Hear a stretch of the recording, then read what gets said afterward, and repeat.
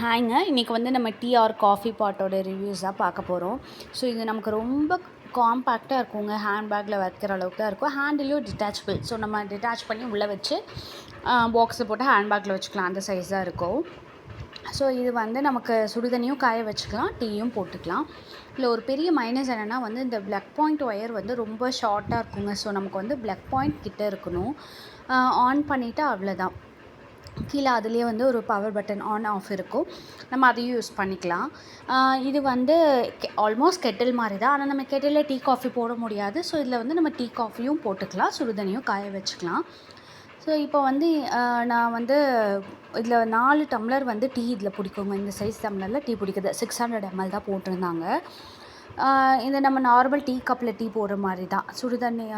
தண்ணி விட்டுட்டு டீ தூள், சர்க்கரை எல்லாமே உள்ளேயே போட்டு கொதிக்க வைக்கிறது தாங்க.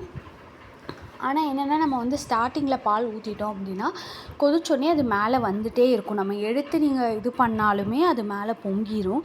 ஸோ வந்து நம்ம ஃபஸ்ட்டு டிகாஷன் மட்டும் நல்லா கொதிக்க வச்சுட்டு லாஸ்ட்டாக தான் நம்ம மில்க் ஆட் பண்ணுற மாதிரி இருக்கும் இதில். ஸோ இது தாங்க அந்த பாக்ஸ், இதுதான் அந்த பிராண்டு.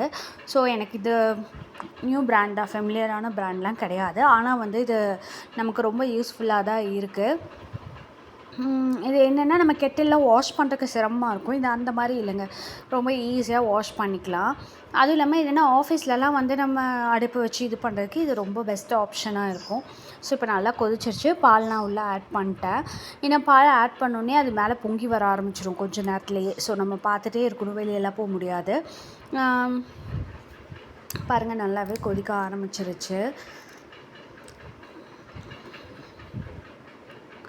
இப்போ மேலே வருது இல்லைங்களா? இப்போவே வந்து நம்ம எடுத்துடணும்.